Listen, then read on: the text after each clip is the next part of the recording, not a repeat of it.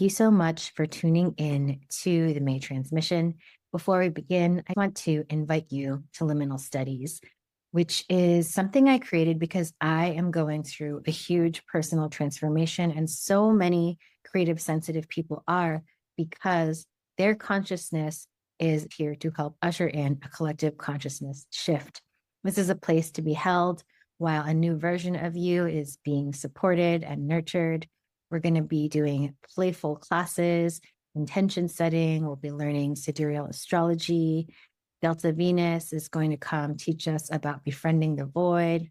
There are so many classes for you to explore, so I will leave the link below. For those of you who have been subscribing here for a while, this May workbook is particularly beautiful. We have 2 full moons and 1 new moon. I've written at length for each of those moons, given you a tarot spread for each, and you will also be getting this ritual that I think is really beautiful. So inviting you to check that out. And without further ado, enjoy the May transmission, gardeners. Welcome to your May energy transmission. My name is Xenia, and I share the messages I get from my personal divination practice for my community of like-minded innovators and people who feel like they are here to usher in the new paradigm. So the first thing I do is work with the Book of Stones. This is by Robert Simmons and Risha Sian. And the stone that I choose is going to tell us something about the temperature and energetic opportunities and challenges present in May 2026. So the stone that the book wants to share with us today is chrysoberyl. I actually pulled the same exact stone yesterday. And the key words are alignment of the will with the heart, abundance, prophetic vision. The elements are wind and water, and this is associated primarily with the solar plexus, the heart chakra. I'm going to read to you a little bit from the book, and then we're going to talk about how this may translate into your lived experience. Chrysoberyl assists us in merging and unifying the energies of the solar plexus and the heart, bringing empowerment of the will under the guidance of the heart's compassionate wisdom. The merging of the green and gold rays, which chrysoberyl embodies, can shift the vibration of one's energy field in ways that enhance one's ability to act powerfully from a place of gentleness. It assists one in persevering in altruistic projects, such as those that help to heal and preserve nature or that benefit other humans in need. Another aspect of chrysoberyl's energy concerns the generating of prosperity and abundance. Green and gold are colors we associate with wealth, and synchronistically, their alignment with the 3rd and 4th chakras validates this meaning. When our will is strong, but under the heart's gentle yoke, we have the power to be a force of generosity in the lives of others, and this in turn creates the vibrational state in which we literally magnetize financial abundance. As the saying goes, to rule truly is to serve, and one might add, to receive truly is to give. In this universe of infinite abundance, we are more like valves through which energies flow than we are like containers in which things accumulate. Like priming a pump, we open our valve and start the flow by giving, and the receiving must then follow. Chrysoberyl can help us set up the vibrational conditions which are ideal for this flow. So before I go on to read a little bit more, there's something really interesting coming in about this for this group of people. I think most of my audience is actually primed to overgive. And because they are so tuned in to the suffering of the world, oftentimes have a difficult time perceiving their own needs and also balance. In this time of the will and the heart coming into union, for some people, this will be softening, this will be more compassionate, but for a lot of people in my community, this is actually going to come out in seeing our boundaries more clearly. The lingering Aries energy that's still going to be present through parts of May is going to show us where our fire has been dampened and also turned inward.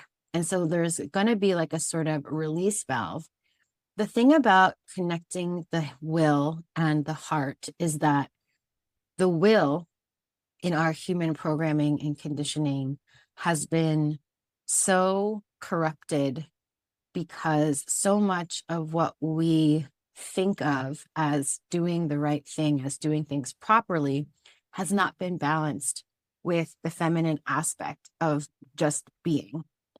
And so the will's desire to act, having run amok as a singular leader for many years in our dominant culture because of patriarchy, is something we are refining and rebirthing in May. People often think of divine will or divine timing as something really passive where they have to wait for things to align.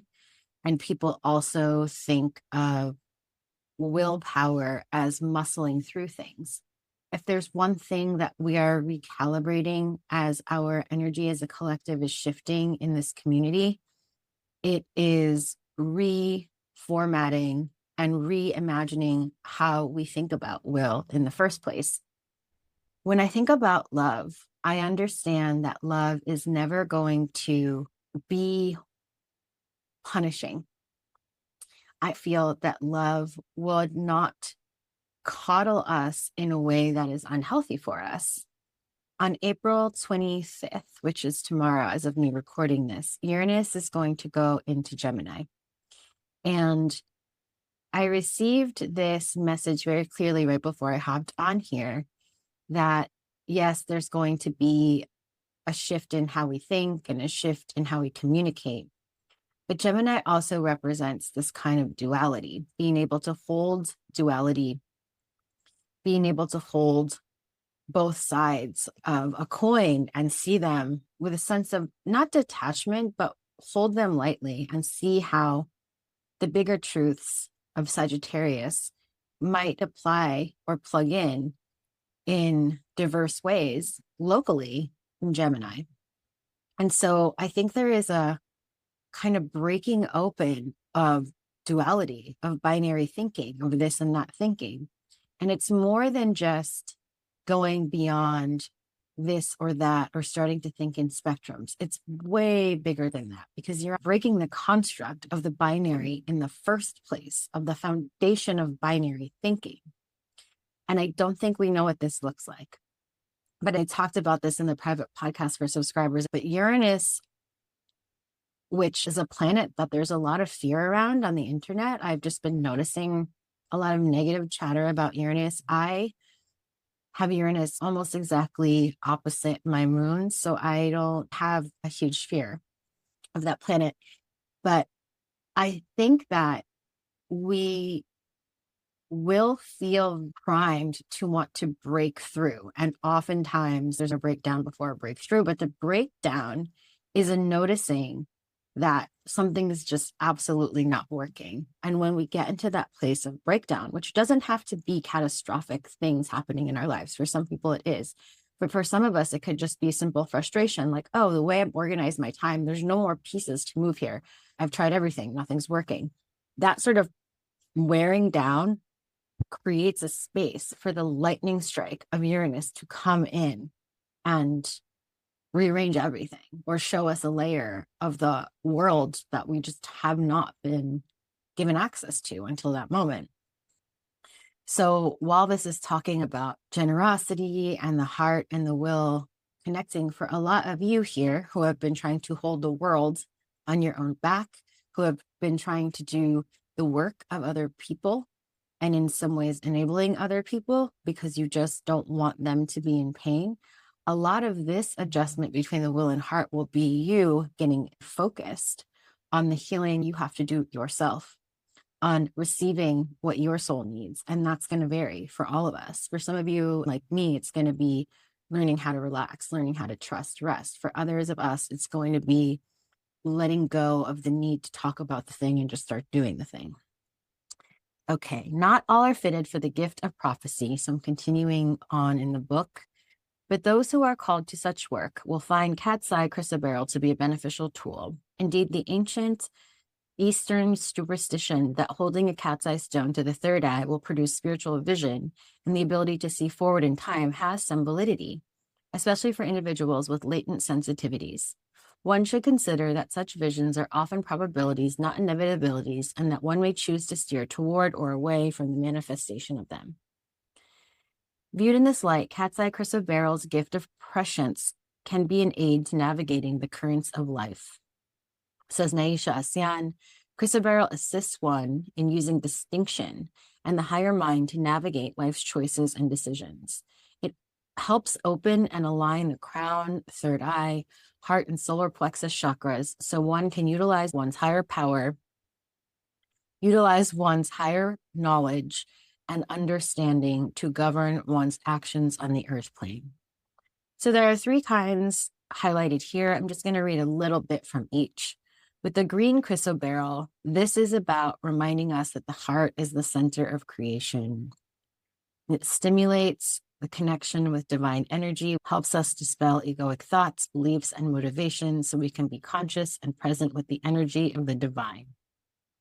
Gives us the higher perspective in the midst of emotional situations, helps us to be gentle with ourselves and others, to manifest peace in our energy field and open to abundance and the gifts of the divine. The affirmation is, I look into the mirror of my heart and I find the true source of my divinely given good. Golden chrysoberyl has a different spiritual purpose. It assists one in aligning our personal will with the heart, ensuring that one's actions are aligned with the energy of love. In this way, it assists one in assuming one's personal power and one's responsibility for one's experiences. Excellent for manifestation and psychologically aids those driven by the fear of scarcity or the false identification of self-worth with possessions. The stone is stimulating to the emotional body, helping one feel uplifted and energized. It can assist in recognizing where one gives away one's power. It aids in overcoming the habit of manipulating others through playing the victim and encourages self-responsibility. It is an excellent stone for overcoming procrastination and indecision. The affirmation is, through releasing the desire to control, I gain the power of manifestation.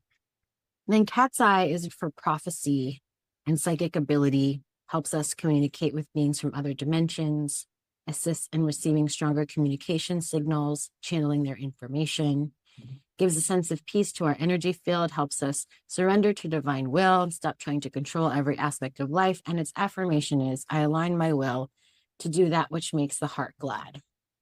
I think that as we're wrapping up Uranus and Taurus, we're also collecting these lessons about values and value systems. And we have allowed things to be disrupted about the way we see our body. There's been innovations regarding our understanding of our relationship with the earth has really shifted and also been innovated in a lot of ways to be more culturally relevant and connected to something deeply emotional, deeply human, deeply spiritual since 2018 as well. Uranus will be in Gemini now for another 8 years. Oftentimes you feel the shifts right at the bookends of the process, at the very end and the very beginning. So right now, you might be feeling a lot of irritability, feeling quite impatient with the status quo, feeling quite impatient with thoughts that you have thought a million times. And there might be some erratic energy in the air, but erratic isn't always bad. It's good to have practices that ground you and allow you to connect with your body, the earth, your breath, your nervous system. But erratic in times when there's stagnancy can actually be the energy of something coming to break up something that feels very dense. And so you might want to suddenly do something without as much thought as you usually have, depending on if you're, being mindful of yourself and others. That can be really refreshing, a shift in perspective. There's that saying that decisions are timeline technology. And that's something to think about this month as we break out of dualistic constructs. When we're thinking about the energy of chrysoberyl, we could benefit a lot from doing visualizations and meditations that allow us to sink into our heart space. And I'll share some with you that are free from Georgia Jean, who is a broad spectrum channel whose work I engage with quite a lot. But when we are in a place of deep control, oftentimes when we feel like there's nothing left for us to do, it is our controlling aspect, which I have really had to work with a lot my whole life, and I'm still working with now, learning to surrender to a different part of us. And many of us will define this as our heart. So this could be for some of us letting go of control through less action. And for others of us, it's letting go of control through allowing imperfect action instead of waiting for everything to be perfect before you begin. So yeah, that is the stone message for us. And now let's move into pulling some cards for the month ahead. For this month, I'm going to be using the Goddess of Love Tarot, which is by Gabriella Herstick and has art from Snakes for Hair, who is a local artist and a dear friend, Julia Popescu. Let's see what the cards have to say. I'm going to do a very simple spread because I feel like the energy is very complex. I want to dial this in a simple way. And I don't know, the way I've been receiving messages in the last week has started changing. I normally write these channeled messages before I do this recording, but today I felt like it was important to disrupt my norm, to do it in a new way. So here we are. I'd like to pull 2 cards for the theme of the month. I'm actually carrying 2 out of second deck, which I will pull the Kantaji Oracle, which is an ecological spiritual deck and creative prompt deck by Ray Diamond and Laura Zespin. We're going to pull 2 cards. One is our theme for the month. Let's start there. One theme for the month. The second card is going to be, let's just pull one at a time. Okay. So in the Goddess of Love Tarot, we pulled the 8 of Wands reversed. So what I think is actually happening is an opening to our psychic travel, our ability to move from one dimension to the next and to explore our psyche. And that, yeah, that's a big theme this month that coincides with or supports what the message of Chrysoberyl was. And the second card we have from the Kantaji Oracle is What the Worms Know. Keynotes are cultivate humility with dignity, tend to your physical body, but be unattached to it. The lowest in some ways, is the mightiest. And it goes on to say, while worms may seem like lowly creatures to some, in fact, they are part of the foundation of the land-based food chain, fertilizing and aerating the soil in which plants grow. Although the top of any pyramid gets the gleam and attention, the power is in the foundation. And because of gravity, entropy, and the cycles of life and death, all things ultimately return to the soil and to the worms. This is what the worms know. They will always be fed, for all living things eventually fall back down to their realm. In most modern Western cultures, we are taught to put off aging and avoid even thinking about or mentioning death. While it is natural and healthy to want to live, death is an intrinsic part of life. In fact, because death is an unavoidable consequence of living, denying or avoiding its inevitability is actually harmful to our well-being because it incorrectly skews our perception of life. Modern research has shown that cultivating an awareness of death helps people to embrace and enjoy more life. When you are drawn to this archetype, your situation will improve through cultivating humility. The root of the word humility is earth. To be humble is to be grounded and to be of earth.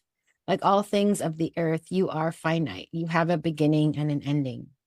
Your time and presence within the grand span of infinity is a brief glint. Although you are precious in your uniqueness, you are also small. Humility is very different from low self-esteem. In fact, humility necessarily entails a kind of dignity because it comes from knowing your limits. Intrinsically, if you know your limits, then you also know the strengths they contain. I think that in combination, there's something here about the change that's available to us on a deep and cellular level when we are willing to be in our lives in the most simple ways. And this is about knowing that a great change is happening in our consciousness, whether or not we are studying ancient texts, whether or not we are meditating with different astral bodies. All of those things are cool. All of those things are beautiful. But there's something about this month that is about understanding the precious gift of being human and undoing the propaganda that Earth is ghetto and undoing the propaganda that it's a punishment to be here.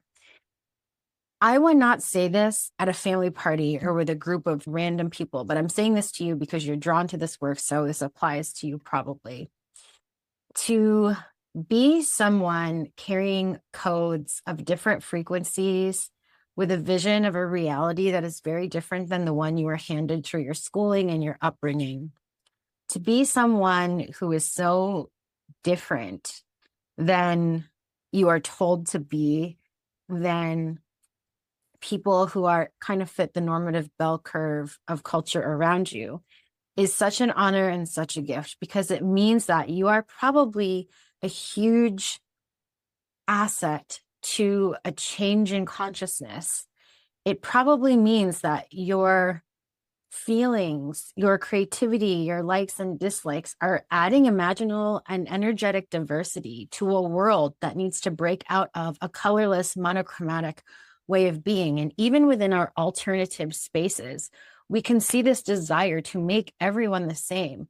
Use this language, use this protocol, use these policies. To be ethical means A, B, and C for every single person. That's not true. That's not true. We are all in this human experience together, coming from very different places and purposes, as much as we are all unified. We are like those microorganisms. There's that documentary, Kiss the Ground, where they talk about how like one spoonful of soil, there's like more types of microorganisms. I'm definitely going to quote this wrong because it's been years since I saw it, but I feel like she might say more than there are stars in the sky. And I know in our microbiome, which is kind of our energetic metaphor for the soil, there's also like more organisms than we have even come close to identifying with all the fancy science we have. So need for there to be unknown, this need for there to be diversity, that is like what health is and what wholeness is. And we are in a moment where we are becoming even more of ourselves. But instead of needing this to look on the outside, like, look at this book I published, or look at my book deal, or look at my new office. And those things are cool, obviously. But I feel like we're being reminded when we are really healthy and working in and enjoying and finding the pleasure, and or finding that like at least what we are can learn in this human experience in this human body alone, we are able to really plant the gifts we are given. When you see a beautiful, healthy tree, that's because of the soil that's underneath. And we focus so much on the flowers, and we focus so much even on the leaves. But rarely do we think about that soil, that root system that's underneath, because no one can see it. So this combination of cards is telling me that we really are flowing into a month where our focus is doing all kinds of transformational, alchemical, energy shifting, reality shifting work that's in the root system of us. So it might be like slightly relating to yourself differently, like relating to parts of your day that you usually do on autopilot. Georgia Jean calls it like reincarnating without having to die. Like you're just like being born again every moment. Bashar also talks about it this way. It's almost like we are able to have that experience, but we have, quote, nothing to show for it yet. And I put that in quotes because that is a conditioned way of relating to our own experience, needing something to show for everything. Okay, card two. What are we? Wow. Card two. What are we calling in?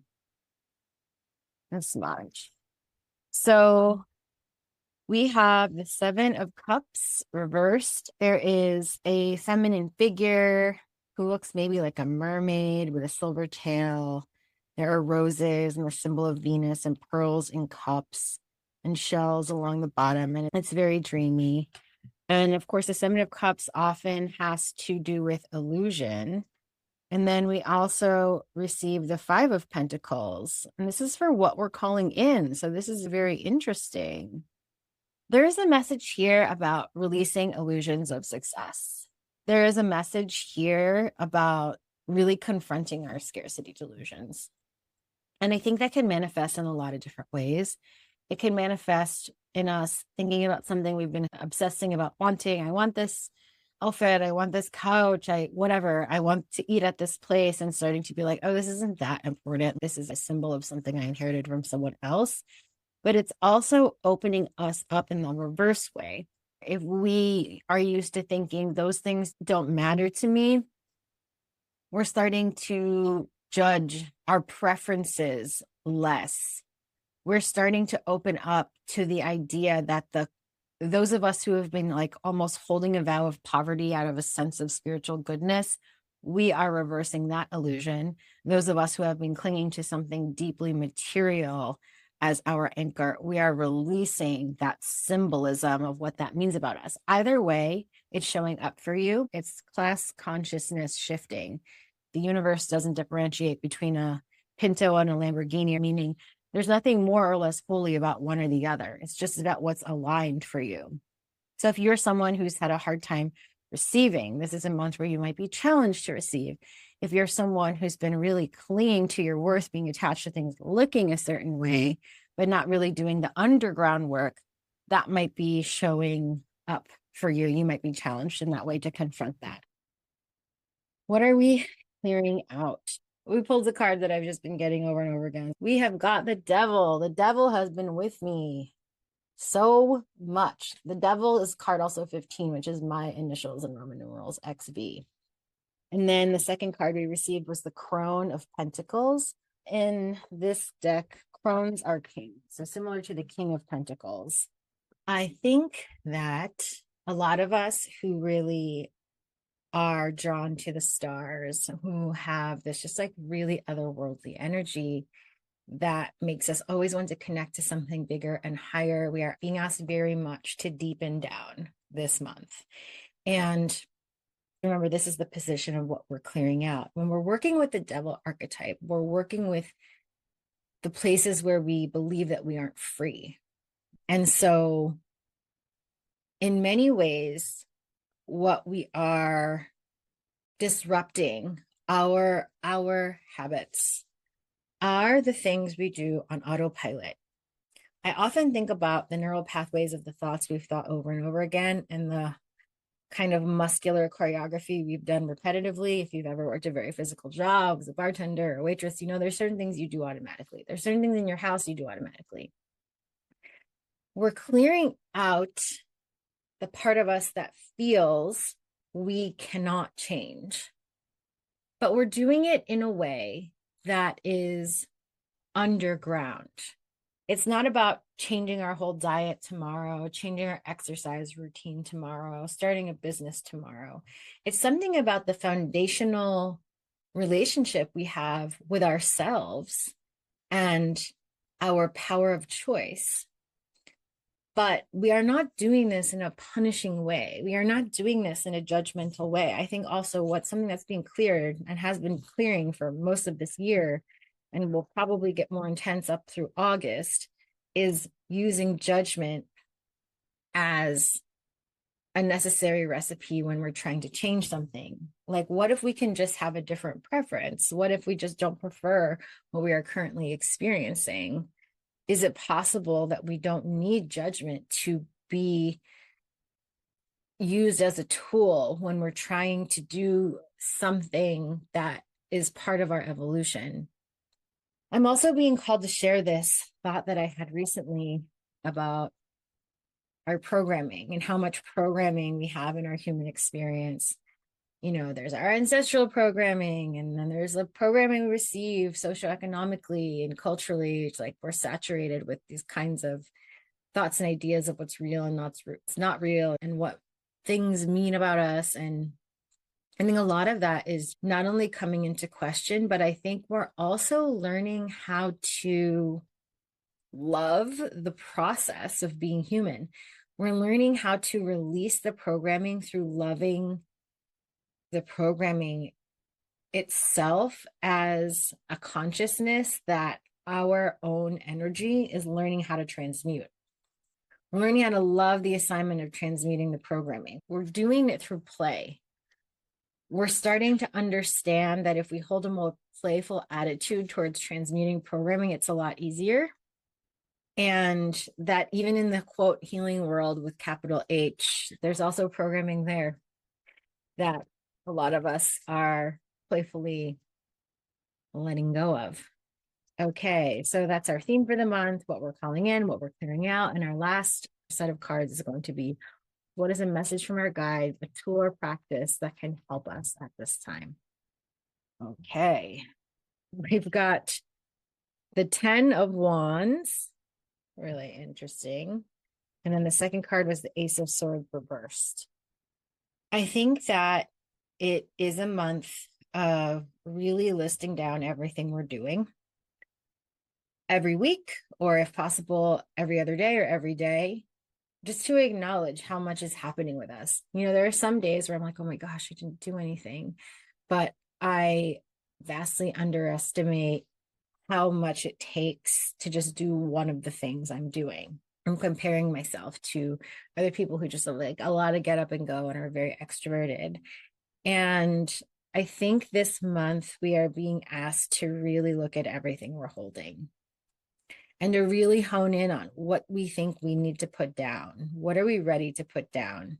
I also think we're going to get a lot of new ideas this month. And what's going to be a challenge, like a huge challenge, is not to prematurely begin those ideas and throw them out into the universe, tell people about them before they're ready, or try to rush them. I think we're going to get a lot of new ideas. But I think it's time for us to learn how to hold those ideas like precious seedlings and let them grow and let ourselves relate to them and better understand them.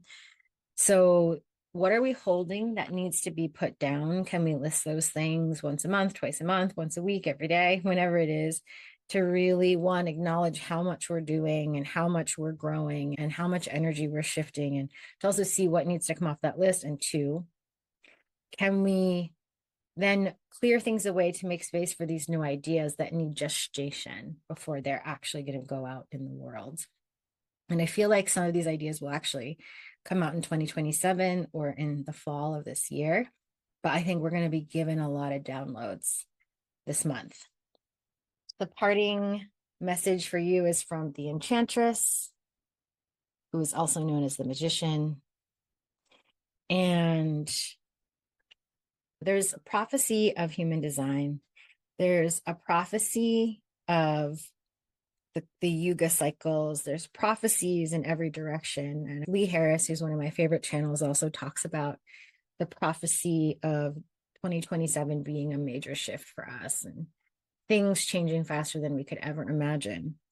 And there's just a reminder here that if you're listening to this, like, you are a magician, you are a creative person, you are someone who is holding the faith that human beings are so much more than just this material world where we identify with the things we have and our titles. You are here as a believer in magic, as a believer in creativity, as a believer in change. You are here with a huge imagination and also the gifts and talents to make things happen. So while it may feel like this month has us in a little bit of a holding pattern with the things that are more above ground, there's magic that you can make every day.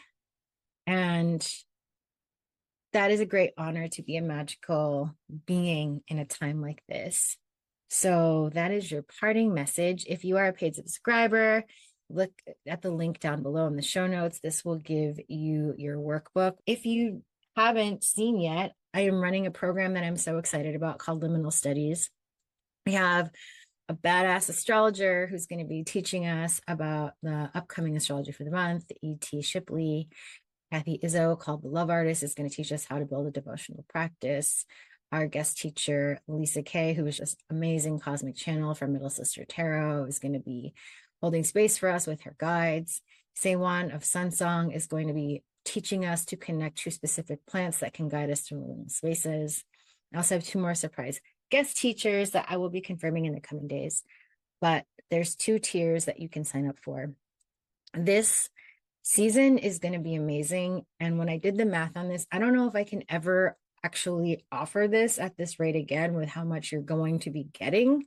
So if this is something that's interesting to you, I was just jumping on this round because this is probably the most accessible I can make this level of programming. There's like 6 gatherings, 6 classes every single month for you to opt into, and they're there for you as recordings forever. They're going to be really good. So I hope you can come. Thanks for listening. I will leave the details to sign up in the show notes below, and take so much care. Bye, dear gardeners.